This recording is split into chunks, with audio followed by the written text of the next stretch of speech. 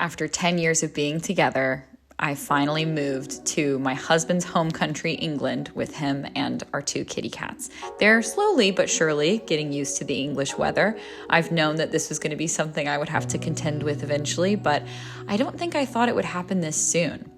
I think knowing that this was coming up in my life at some point would normally make this easier, but I still found that I had my own phases of grieving my life in Los Angeles as I knew I was moving everything over to the UK. Even though I knew that this was inevitable in our lives, I've always wanted to move to London. I don't think I really understood how much I would miss the idea of being able to go back to our lives in California with the kitties. I'm gonna miss going outside with them. I'm gonna miss the people that we love in Los Angeles, all of our friends and people who we consider family now being there without us is really, really sad to think about. The kids of our best friends who are gonna grow up now and we're gonna see them every 6 months and say, oh my God, you've gotten so big. And time is gonna pass in a blink of an eye. And these are just things that I've just had to go through small grieving spells with.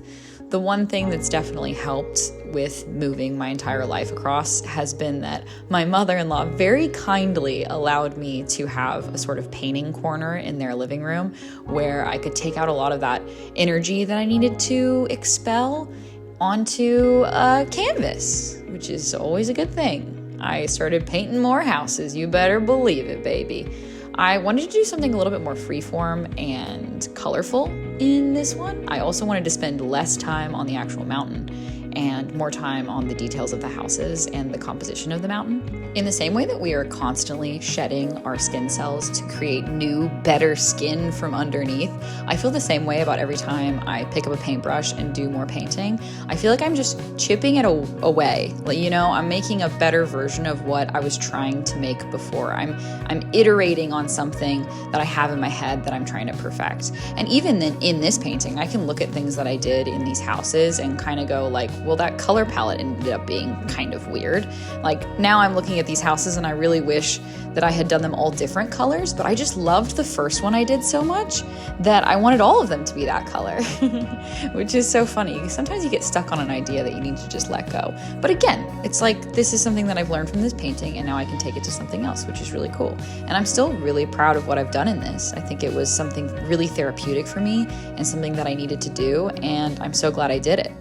At a certain point around November, I realized I needed to get to knitting because I wanted to make a bunch of gifts for people. So I just started knitting like a fiend, you guys. It got kind of a little concerning, I think. Will's family was like, where's Art? And it's like, I'm upstairs, I'm knitting away, baby. I'm starting to get calluses on my thumbs, you know? Fortunately, I had Primmy Rose as my consummate companion during all of my knitting, even if she did greatly distract me for most of the knitting journeys that we had together.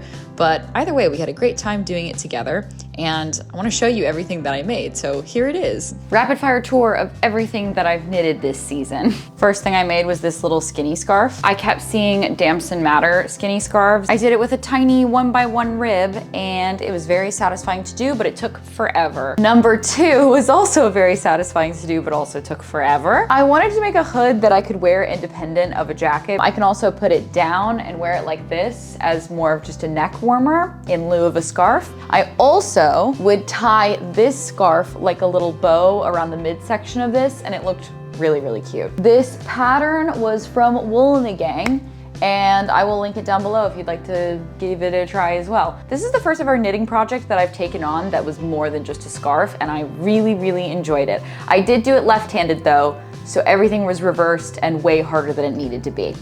But I still think it came out great, and I love the way it looks. My third knitting project was a scarf that I knit for my friend Erin for Secret Santa. At Secret Santa, my friend Cameron, Erin's partner, got me this amazing, what I'm gonna call my knitting assistant. You put your yarn on here and then it just twirls on a magnet so that you can just continuously knit. And once I had this boy the production really amped up. I made a Spurs-inspired scarf for my father-in-law. I made this gorgeous 2x2 rib scarf for William Squilliam Billion. I also made a Christmas scarf for my mother-in-law. She's currently wearing it, so I will show you the smaller version of it that I also made for myself because I got jealous of the colors. I'd like to take a brief moment to thank our sponsor for today's video, Zocdoc. I don't know about anybody else, but I will use any excuse to not book a doctor's appointment that I'm dreading. When I finally just bit the bullet and went ahead and booked my dermatology appointment, I had one of the best experiences with my doctor. She did a full mole map of my entire body, checked some suspicious moles that I had noticed had recently appeared, and we even booked in a removal for one of them, which I'm so glad we did because it ended up being precancerous. If you've been struggling to book that appointment you've been putting off, consider today's sponsor, Zocdoc. Zocdoc is a free website where you can search and compare high-quality in-network doctors, choose the right one for your needs, and click to instantly book an appointment.